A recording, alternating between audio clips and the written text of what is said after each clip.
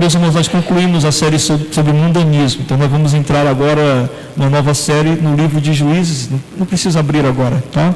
Só para informar vocês. Eu queria antes questionar vocês em algumas coisas. O que você faria se quisessem te separar das pessoas que você mais ama? Do que você seria capaz se quisessem lhe separar das pessoas que você mais ama nesse mundo? O que nós somos capazes de fazer para mantermos por muito tempo com as pessoas que nós amamos ao nosso lado?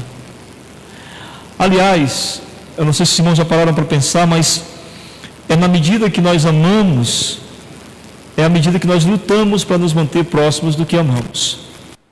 Aquilo que nós mais amamos é o que nós mais lutamos para ficar próximo. Eu lembro de uma vez que eu tive uma espécie de surto, se pode se dizer assim. Eu tinha viajado para pregar fora do estado e estava tudo bem, estava no segundo dia do congresso lá, e de repente me bateu uma coisa. Nossa, como eu estou longe da minha família, como eu estou longe dos meus filhos, como eu estou longe da minha esposa. Que vontade de voltar para casa. Eu não sei se já aconteceu com vocês essa angústia, essa vontade de estar próximo de quem se ama. E eu acho que nós definimos o que nós amamos pelo desejo de ficar com o que amamos. Amém? É disso que nós vamos falar hoje. Então agora sim, abra sua Bíblia no livro de Juízes e vamos ver o capítulo 1 e um trecho do capítulo 2. Juízes, capítulo 1.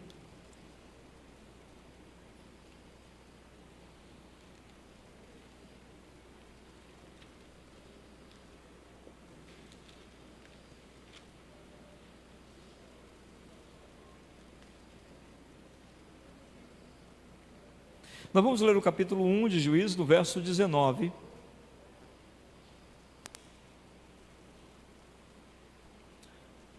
E deixa eu situar os irmãos aqui no livro de Juízes. O que está acontecendo aqui? Bom, o povo de Deus recebeu a missão de entrar em algumas regiões, atacar alguns povos e tomar para si aquelas regiões. É importante que os irmãos entendam o seguinte: essas regiões que eles iriam tomar, eles iriam fazer assim conforme o Senhor estava dizendo, porque o que eles estavam executando ali era o juízo de Deus, ou seja, Deus já havia condenado aqueles povos por causa do pecado deles. E a condenação, como os irmãos sabem, está lá no Antigo Testamento, no livro de Ezequiel: a alma que pecar, esta morrerá. Então, no Antigo Testamento, todos que pecavam descaradamente, desproporcionalmente e sem controle, o resultado era a morte. Todos esses povos ali, onde o povo de Deus iria adentrar nesses territórios, eram povos de extremo pecado, eram povos de extrema maldade. E Deus estava executando o juízo sobre esses povos da seguinte forma: o povo de Deus deveria entrar nessas regiões e simplesmente matar a todos. Era o juízo de Deus nas mãos do povo de Deus. É uma coisa que para nós hoje, lógico, não há necessidade por causa de Jesus, que veio ao mundo e tomou o lugar dos pecadores. Amém? Por isso a alma que hoje peca não morre, mas a alma que hoje peca aguarda o encontro com o Senhor por sua misericórdia, para ser livre de uma vez por todas da morte. Antes não. A alma que pecasse, essa morreria. Então o juízo de Deus estava sobre o povo de Deus, que deveria entrar naquelas regiões e executar o juízo de Deus, que era dizimar aqueles povos, porque eram povos de extrema maldade, de extremo pecado, de extrema violência, a qual eles viviam ali. É importante que os irmãos se situem aí. Aí o que acontece? Nesse instante aqui no livro de Juízes, o povo já conquistou vários povos, mas ainda há alguns povos a serem derrotados. E o que Deus disse ao povo foi: vocês precisam entrar nessas regiões e vocês precisam destruir todos que estão lá. Vocês não podem deixar de destruí-los. É preciso que todos sejam destruídos, porque eles já foram julgados e condenados em seus pecados. Amém? Ficou entendido para os irmãos? Então o que aconteceu? A gente vê nesses versos que nós vamos ler agora, eles vão mostrar que o povo não realizou a tarefa de expulsar os povos pagãos como Deus queria que fizesse. Veja o que diz o verso 19. Esteve o Senhor com Judá, e este despovoou as montanhas, porém não expulsou os moradores do vale, porquanto tinham carros de ferro. Veja então o que diz o primeiro verso 19. Primeiro, o povo de Judá, ele despovoou os povos que estavam lá nas montanhas, conseguiu expulsar todos, derrotar todos e tirar todos de lá. Mas o povo que estava no vale, lá embaixo, eles não venceram, e eles justificaram da seguinte forma: porque esse povo que estava lá embaixo tinham carros de ferro, então nós não conseguimos lutar contra eles, e eles acabaram ficando entre nós. Essa é a justificativa do povo. Aí veja o verso 21. Porém os filhos de Benjamim, é outra tribo do povo de Deus, os filhos de Benjamim não expulsaram os jebuseus que habitavam em Jerusalém. Antes, os jebuseus habitam com os filhos de Benjamim em Jerusalém até o dia de hoje. Outro grupo que falhou, outra tribo que falhou é a tribo de Benjamim. Era para eles expulsarem o grupo dos jebuseus, e também não expulsaram a todos, e mais, deixaram os jebuseus morando com eles. Ficou habitando o povo de Deus, tribo de Benjamim, e os jebuseus também. Aí veja, do verso 27 até o verso 33, nós nem precisamos ler tudo, porque ele vai só descrever rapidamente o que aconteceu. Verso 27, Manassés não expulsou os habitantes de Bet-Seã, nem os de Tanaque, nem os de Dó, nem os de Bleão, nem os de Meguido, todas as suas respectivas aldeias, pelo que os cananeus lograram permanecer na terra. Perceberam? A tribo de Manassés não expulsou foi ninguém, simplesmente foi morar lá e deixou todo mundo morando também. Estão entendendo o que eles estão fazendo, né? Aí vamos para o verso 29. Efraim não expulsou os cananeus, habitantes de Gezer. Verso 30, outra tribo, Zebulon não expulsou os habitantes de Quitron. Verso 31, Azer, outra tribo, não expulsou os habitantes de Aco. Verso 33, Naftali, outra tribo, não expulsou os habitantes de Bet-Semes. Perceberam? Eles não fizeram o que o Senhor mandou. Eles simplesmente adequaram-se ao lugar e disseram: rapaz, a gente já está numa boa, vamos ficar por aqui mesmo. E deixaram aqueles povos ali mesmo. Qual a consequência dessa desobediência? Capítulo 2, verso 1 em diante. A consequência: subiu o anjo do Senhor, ou seja, Deus enviou um mensageiro, um anjo dele, para dar esse recado. Lembrando que a gente está no culto de doutrina, é bom que a gente detalhe algumas coisas, né? O anjo do Senhor, ou seja, quando Deus manifestava um anjo assim na terra, ele vinha como um homem comum. Então ele aparece, esse homem, e vai dar essa mensagem.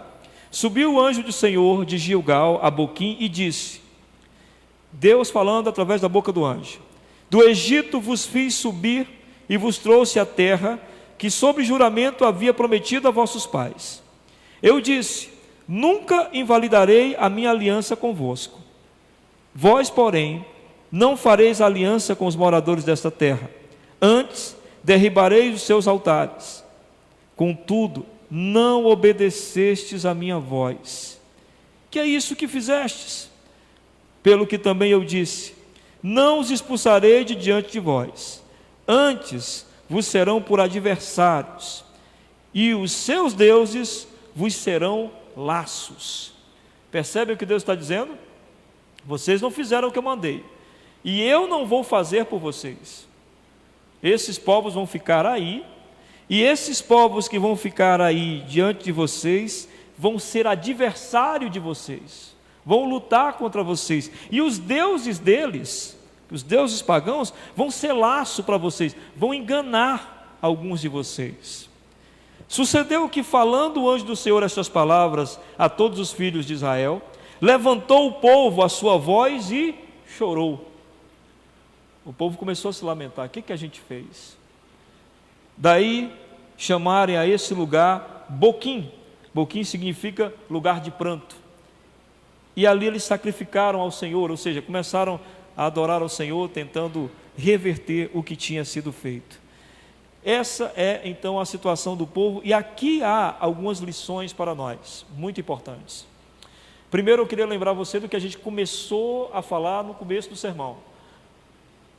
O que você ama e o que você é capaz de fazer para não se separar do que você ama, e como você demonstra esse amor através da luta por se manter junto a esse amor. Se nós amamos o Senhor, nós devemos lutar para permanecer ao lado dele. A comunhão é uma coisa que nós temos que lutar por ela. Ela não é natural. A nossa comunhão com Deus não é natural, porque Deus é santo e nós somos pecadores. A nossa comunhão com Deus não é natural, porque Deus tem em si a plena santidade e nós temos em nós uma natureza decaída que nos faz constantemente querermos pecar, desejarmos pecar, sermos tentados. Ou seja, nós temos um desejo constante de nos afastar de Deus, de buscar outros meios, de buscar outras coisas. Por isso a comunhão não é algo comum, é algo a ser buscado. Não é algo que a gente pode ficar estático no nosso canto e simplesmente isso vai acontecer. Só vai acontecer se nós lutarmos por isso. A comunhão é uma luta de amor. Nós amamos a Deus e por isso lutamos para nos mantermos em comunhão com Ele. Por isso, eu vou apresentar aos irmãos 4 pontos necessários através desse texto para nós permanecermos ao lado de Deus. Amém? Primeira coisa é, para permanecermos ao lado de Deus, faça a vontade de Deus, que foi uma coisa que o povo não fez. O povo tinha a missão de eliminar todos os pagãos daquela região. Foi uma ordem de Deus. Nada deveria detê-los nesse propósito. Nada. Mas ao que parece, quando eles se sentiram confortáveis na terra que o Senhor tinha dado a eles, quando eles se sentiram bem na terra, eles deixaram de lado a vontade de Deus, porque simplesmente já estavam muito bem na terra que Deus havia prometido a eles.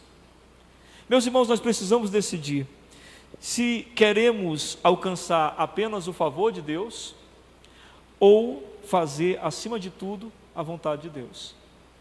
A gente precisa decidir isso. Porque o favor de Deus o povo já tinha alcançado, estavam na terra. Agora, o que restava? Obedecer a Deus. Nós precisamos decidir o que a gente quer. Se a gente quer só o favor de Deus ou quer obedecer a Deus. Porque se nós quisermos apenas alcançar o favor de Deus, nós não teremos o nosso Deus como nosso Senhor. Nós estaremos usando apenas Deus para alcançar o que a gente deseja. Ele não comanda a nossa vida, não comandará. Nós somente o teremos para alcançar o que a gente deseja. E essa atitude é uma atitude idólatra e pecaminosa. É idólatra porque ao invés de adorar a Deus, eu adoro o que Ele me deu. E estou satisfeito simplesmente com o que Ele me deu. E nenhuma bênção pode ser completa na vida da gente se Deus não for honrado por meio da bênção. Os irmãos compreendem isso? Que tipo de bênção é essa que o povo poderia chegar na terra que Deus prometeu dar a eles, se na terra que Deus prometeu dar a eles, eles não vão honrar a Deus? Que tipo de bênção você pode esperar de um casamento, se o casamento que Deus lhe deu é o casamento onde você, nele, não obedece a Deus? Que tipo de bênção você pode esperar no seu trabalho, se o trabalho que Deus lhe deu é o trabalho onde você, no trabalho, não honra a Deus? Que tipo de bênção você pode esperar de Deus, se naquele bem material que você tanto almejou e tanto lutou para ter, e Deus lhe abençoou para que você pudesse ter, quando você o tem, Deus não é honrado por aquilo que você tem? Que tipo de bênção você pode chamar pelo salário que aumentou, pela sua promoção, se o salário que aumentou não faz de você alguém que honra mais ao Senhor por aquilo que Ele lhe deu? É exatamente disso que eu estou dizendo. Nós não podemos tratar a bênção como o centro das nossas vidas. A bênção é o meio pelo qual nós vamos honrar o nosso Deus. Os irmãos têm essa compreensão? Porque era assim que o povo deveria ter tido a compreensão. Mas eles entenderam o contrário. Eles entenderam, estamos na terra, já estamos bem. Então, está ótimo aqui. Como se obedecer a Deus tivesse um único fim, e o fim fosse obedecer para receber. Você não pode dizer que ama o Senhor se você só o obedece para receber alguma coisa. Você só pode dizer que ama o Senhor se você o obedece porque você tem prazer e alegria em o obedecer e honrá-lo. E como aconteceu com o povo de Israel, pela consequência da negligência deles, aquilo que era bênção iria se tornar tormento. Porque Deus não estava no lugar que deveria ocupar, que era o lugar de ser honrado, respeitado e obedecido. Então Deus diz: vocês deixaram eles aí? Deixaram esses povos entre vocês? Pois esses povos aí é que vão acabar com vocês. É como se Deus dissesse para nós, em muitos aspectos de nossas vidas: você recebeu isso e você me esqueceu?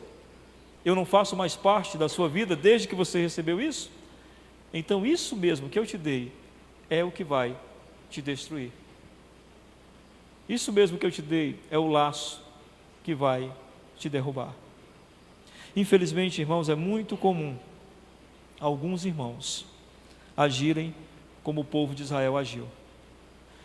Manterem-se em obediência até alcançar o que desejam. Depois afrouxam a guarda e assim a bênção não é completa. É preciso honrar o Senhor no tempo da promessa, no tempo em que Ele faz a promessa e quando a promessa é cumprida. Amém? Quando o Senhor queria que eles eliminassem os povos pagãos, isso, como eu disse no começo do sermão, primeiro, era para juízo daquele povo, aquele povo merecia isso, era para a paz de Israel, para que o povo ficasse em paz, e era para a glória de Deus, que era Deus dizendo: eu sou Deus e eu puno aqueles que pecam. Amém? Eram essas três coisas que estariam sendo executadas. Quando Deus deseja que a gente faça a vontade dEle, primeiro, é para a glória dEle, é para nós provarmos ao mundo e dizermos: eu tenho um Deus, eu me submeto à vontade dEle, eu faço o que é do agrado dEle, porque eu quero que o mundo veja que Ele existe e que Ele é glorioso. Então, quando a gente obedece a Deus, a gente faz primeiro para a glória dEle, e em seguida para a nossa paz e para a nossa plena alegria. Amém? Lembra quando Jesus disse aos discípulos? Ele disse que obedecia ao Pai e que nós deveríamos obedecer também para que a nossa alegria fosse completa. A única forma de nossa alegria ser completa é quando nós honramos ao Senhor em todo tempo e situação. Para quem tem Deus como Senhor e Salvador, a obediência não é uma opção. A obediência, meu irmão, é o único e melhor caminho a ser trilhado. Segunda coisa, para permanecer ao lado de Deus, rompa com tudo que desagrade a Deus. Amém? Rompa com tudo que atrapalhe sua relação com Deus. Veja o que diz no versículo 2 do capítulo 2: vós, porém, não fareis alianças com os moradores dessa terra, antes derribarei os seus altares. Olha o que Deus está dizendo. Para permanecer em comunhão com Deus, é necessário romper com tudo que se interponha entre nós e Deus. Note que a ordem do Senhor é para que não haja alianças feitas com os pecadores, e os altares de adoração dos deuses deles fossem imediatamente derrubados. Isso deveria ser a primeira atitude que o povo deveria ter tido. É necessário que você e eu, como servos de Deus, irmãos, examinemos as alianças que nós temos feito. Que alianças? Aliança aqui no sentido de compromisso. Com quem nós temos assumido compromisso? Nós não podemos assumir alianças com pecadores, nós não podemos assumir compromissos com pecadores. Pecadores que eu digo, não pecadores confessos como nós, pecadores perdoados por Cristo Jesus. Pecadores, aqueles os quais amam o pecado. É preciso a gente ter entendimento se nós não estamos assumindo muitos compromissos com essas pessoas, nós não estamos assumindo muitas alianças com essas pessoas, se nós não estamos andando com essas pessoas de tal forma que estamos até nos identificando já com elas. Aqueles que se tornam mais achegados a nós são aqueles que nós aprovamos o comportamento. E se nós aprovamos o comportamento dessas pessoas, é preciso vigiar, porque com certeza o nosso coração não está bem com Deus. Quando eu me converti, eu tive que me afastar de muitos amigos, ou quase todos, porque a maioria deles, infelizmente, tinha um comportamento que não mais me agradava, ou não mais me fazia bem estar ao lado deles. Eu não conseguia rir do que eles falavam, eu não conseguia ficar feliz pelo que eles contavam, e muito menos pelas atitudes que eu via eles tendo na minha frente. Eram coisas que me incomodavam, que me deixavam como se eu estivesse longe deles, mesmo estando tão perto. Assim se comporta quem realmente crê que Deus começou a habitar em seu coração. É preciso que nós lembremos que o nosso Senhor Jesus Cristo habita em nós, e que o nosso Senhor Jesus Cristo andava com pecadores porque a sua presença influenciava e mudava os pecadores. Se a nossa presença não influencia e muda os pecadores, mas os pecadores influenciam e mudam as nossas atitudes, rompa imediatamente com essa aliança sem medo, porque é uma forma de honrar o Senhor nosso Deus. Os altares que nós devemos derrubar, viu que o Senhor falou aqui, derrube os altares deles, né? Os altares que nós devemos derrubar é tudo aquilo que a gente começa a amar mais do que a Deus. Qualquer coisa que você estiver amando mais do que a Deus, qualquer coisa que você ache que deve vir em primeiro lugar mais do que a Deus, meu irmão, derruba esse altar, porque se transformou em um Deus. Tem um teólogo chamado B.B. Warfield que dizia o seguinte: nós não podemos ter dois maridos. Você sabe que a igreja tem um esposo, não tem? Quem é o esposo da igreja? Jesus. Então, pensando nisso, o Warfield disse o seguinte: nós não podemos ter dois maridos. Todo o nosso amor é devido para aquele marido a quem fizemos os votos. Perder tempo pensando em outro amor já é infidelidade. Percebe? Se minha mente está cheia de um amor que não é o meu Senhor em primeiro lugar, eu já estou sendo infiel, eu já tenho um altar erguido em minha vida, eu já estou servindo a um outro Deus. Isso pode ser qualquer coisa, pode ser até minha esposa, pode ser meus filhos, pode ser meus amigos, pode ser a minha igreja, pode ser meu pastor, pode ser quem for. Ninguém pode estar no centro da adoração que não o nosso Senhor. Nós honramos ao Senhor ao colocá-lo como centro do nosso amor. Uma coisa que eu sempre penso é: Deus deve ser o centro do nosso amor, e porque Ele nos ama, Ele nos dá coisas maravilhosas como amigos, pai, mãe, filhos e etc. Mas o centro de todas essas coisas que recebemos é Deus. Portanto, eu não posso amar o meu filho acima de Deus, porque quem me deu este filho foi o meu Deus. Eu não posso amar minha esposa mais do que o meu Deus, porque quem me deu essa esposa foi o meu Deus. Eu não posso amar nem minha igreja mais do que o meu Deus, porque quem me deu esta igreja foi o meu Deus. A Ele todo o amor que estiver em meu coração. Foi isso que o Senhor Jesus quis dizer quando repetiu o texto de Deuteronômio que diz: amarás o Senhor teu Deus de todo o teu coração. Onde se encontrar sentimento em ti, que esse sentimento em primeiro lugar esteja direcionado a Deus. A negligência na vigilância da nossa fidelidade a Deus poderá nos fazer perder Deus de vista. E perder Deus de vista é a pior coisa que tem na vida de um crente. Infelizmente, muitos crentes hoje, meus irmãos, hoje em dia, eles não têm tido a comunhão com o Senhor como algo precioso, como algo valioso. Negligenciam assim a comunhão com o Senhor, trocam, como diz o texto lá do Antigo Testamento, Esaú e Jacó, por qualquer prato de lentilha.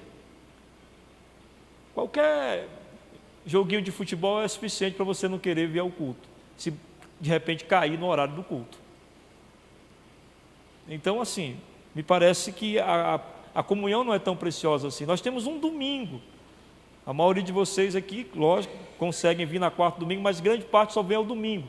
E algumas vezes esse domingo, o único momento, 1h30 de busca ao Senhor, de louvor, de oração, de adoração, de ouvir a palavra, 1h30, alguém negligencia. Um dos momentos mais importantes da igreja do Senhor, depois do Natal, depois do nascimento de Jesus, com certeza é a sua ressurreição. Há quem negligencie um culto de ressurreição ou um culto de celebração ao que o Senhor Jesus fez. As pessoas não têm mais a comunhão com o Senhor como algo precioso, como a igreja primitiva tinha, como os irmãos nossos em Cristo Jesus tinham. Não seria nem preciso eu lembrar aos irmãos que toda paz, alegria, contentamento, só o Senhor pode nos dar. E perder a comunhão com o Senhor significa perder isso, essa riqueza, essa paz, essa alegria, esse contentamento. O Senhor Jesus, meus irmãos, rompeu os céus para vir ao nosso encontro. Não podemos nós, pergunte-se a você mesmo agora, não podemos nós honrá-lo da mesma forma, rompendo com tudo que nos atrapalhe de estar em comunhão com Ele? Não é tão difícil abrir mão de qualquer coisa quando a gente reconhece a alegria em outra coisa. É como se na hora do almoço eu oferecesse para meus filhos: vocês querem berinjela ou uma barra de chocolate? Eles correriam para a barra de chocolate, é lógico. Não é tão difícil fazer uma escolha quando você ama outra coisa. É difícil para nós fazermos uma escolha porque muitas vezes nós não estamos amando o Senhor. E quando nós não estamos amando o Senhor, sabe por que é? É porque não temos entendido o amor dele por nós. Porque a Bíblia diz, sabe o quê? Que nós o amamos porque ele nos amou primeiro. Quando nós reconhecemos que somos amados pelo Senhor, naturalmente nós expressamos amor por ele. Você reconhece que o Senhor te ama? Você reconhece que você foi salvo pela graça? Você reconhece, por exemplo, que não houve mérito nenhum para você, que simplesmente o Senhor apontou e te escolheu e você nem sabe por quê? Você reconhece que todos os dias ele derrama graça sobre sua vida e essa graça faz você acordar? Essa graça faz você caminhar, essa graça faz você respirar, essa graça faz você se alimentar e ter o que vestir, essa graça faz você ter pessoas ao seu redor. É muita graça, é um mar de graça, é um infinito de graça derramado sobre nós, e tudo isso é o amor de Deus. Quando nós não nos reconhecemos amados por Deus, então fica impossível de amá-lo, porque o amor é uma resposta, e nós respondemos a Deus quando sabemos que Ele nos ama. Terceiro lugar, para permanecer ao lado de Deus, prossiga em conhecer o Senhor, não esqueça das suas obras. Amém? Veja o que diz o verso 10 do capítulo 2. Diz assim no verso 10: foi também congregada a seus pais toda aquela geração, e outra geração após ele se levantou, que não conhecia o Senhor, nem tampouco as obras que fizeram a Israel. Então, depois dessa geração aqui, essa geração que Deus repreendeu, surgiu outra geração. Essa outra geração que surgiu do povo, não conhecia o Senhor, perdeu o Senhor de vista, não sabia das coisas que o Senhor tinha feito mais, e não teve uma experiência real com o Senhor, uma experiência próxima ao Senhor. Ou seja, surgiu uma geração do povo que não tinha uma relação íntima com Deus, como os pais deles tiveram.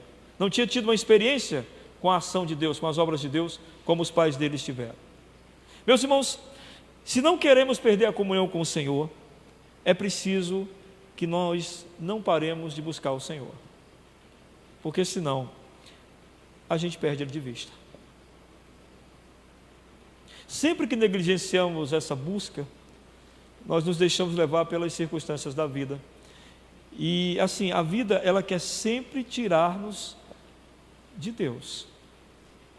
Nossos dias são muito difíceis. São muitas as formas de distração. Já prestaram atenção? São muitas. A nossa mente está sempre ocupada com alguma coisa mundana.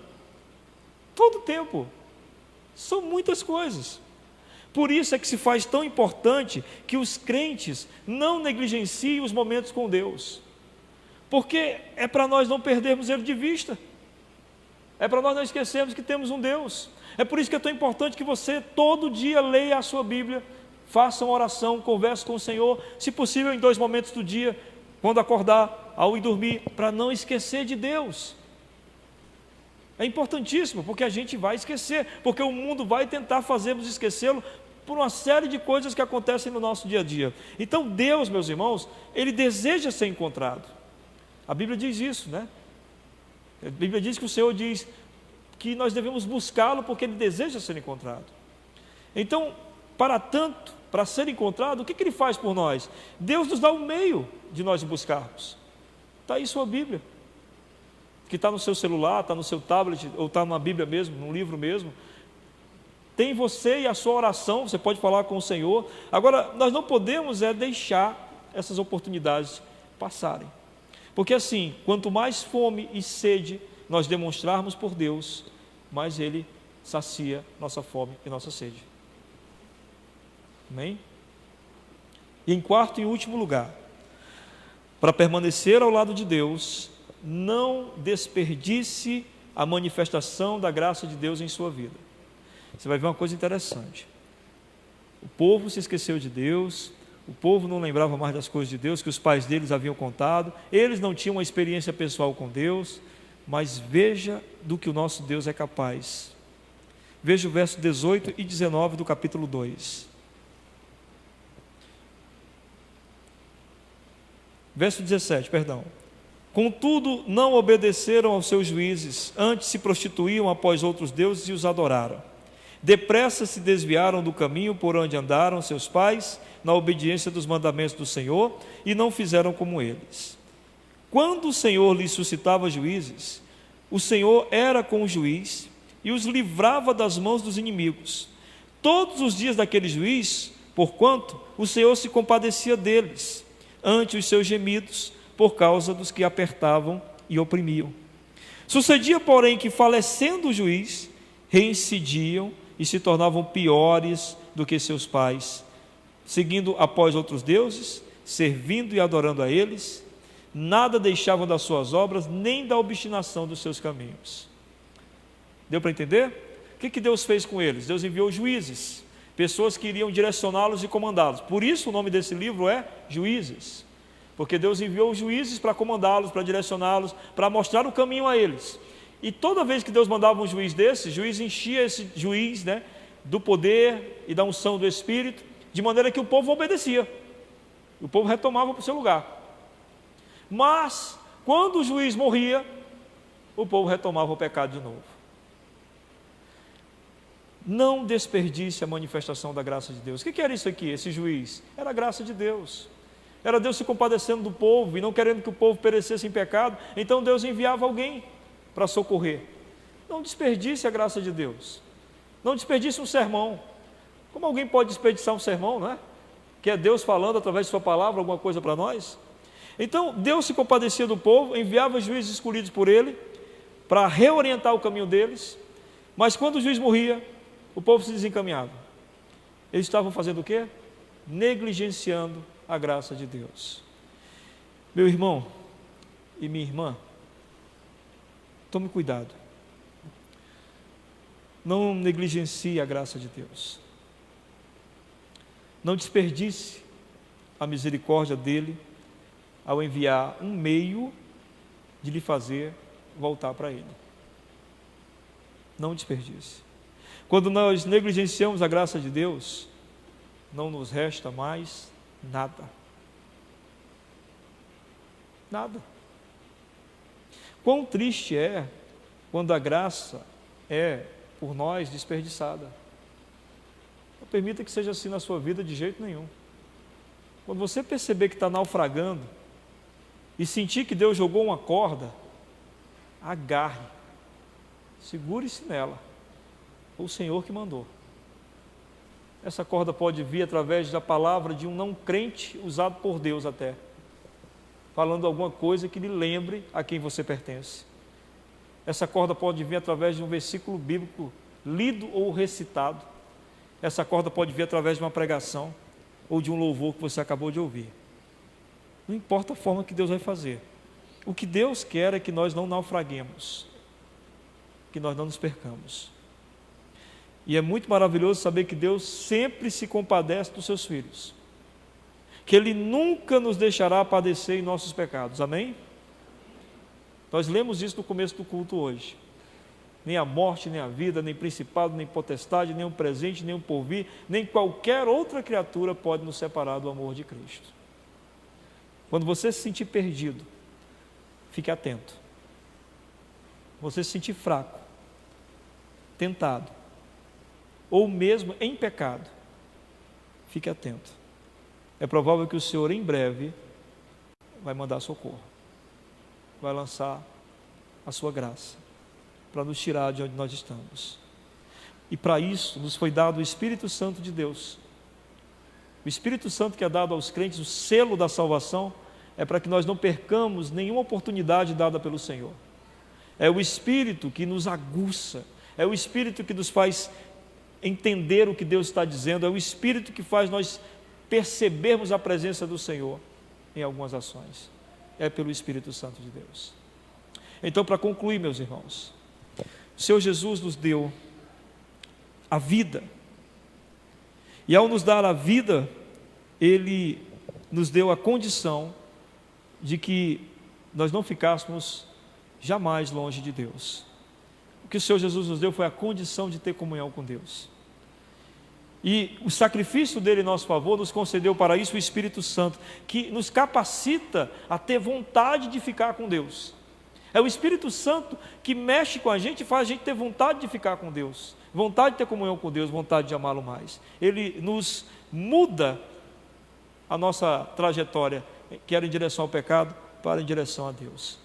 E é por causa do amor que Jesus demonstrou por nós na cruz, que nós somos impulsionados a responder esse amor. Porque eu fui perdoado, porque eu fui aceito, eu quero amar mais o meu Senhor. Então Jesus nos alimenta, Ele nos desperta a fome, e Ele mesmo sacia essa fome.